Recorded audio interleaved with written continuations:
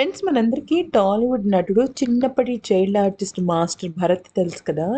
మనకి చెప్పాలంటే 'రెడీ' సినిమాలో కానీ, 'వెంకీ' సినిమాలో కానీ సూపర్ డూపర్ యాక్షన్‌తో అందరిని నవ్వించాడు ఈ చిన్నారి బాబు. అయితే ఇప్పుడు ఈ బాబు వాళ్ళ ఇంట్లో అంటే మాస్టర్ భరత్ ఇంట్లో చాలా పెద్ద విషాదం చోటు చేసుకుంది.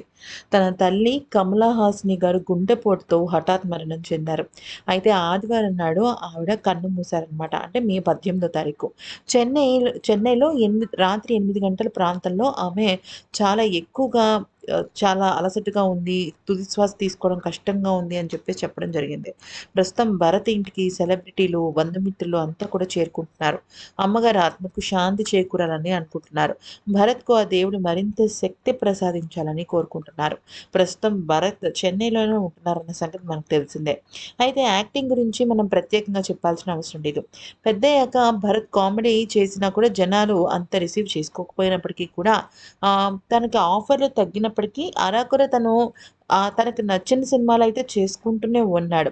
అయితే తన తల్లికి మొన్న వరకు బానే ఉంది. తనకి ఎటువంటి అనారోగ్య సమస్యలు లేకపోయినప్పటికీ హఠాత్తుగా తనకి ఛాతీలో నొప్పి రావటము, ఇంకా వేరే విషయాల్లో కూడా ఆమె కొంచెం అనారోగ్య సమస్యలు ఉండడంతో వెంటనే హాస్పిటల్‌కి తీసుకువెళ్తే వెంటనే గుండెపోటు వచ్చేసిందని, గుండెపోటుతో మరణించారని చెప్పడం జరిగింది.